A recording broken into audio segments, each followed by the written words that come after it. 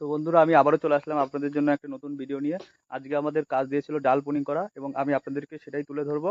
কিভাবে আমরা ডাল বোনিং করি সেই কাজটাই আমি আপনাদের সঙ্গে শেয়ার করব। তো আমার একটা বন্ধু আছে যার বাড়ি উত্তরপ্রদেশে, সে এখন ডাল কাটবে, আমি সেটাকে আপনাদের মাধ্যমে তুলে ধরবো।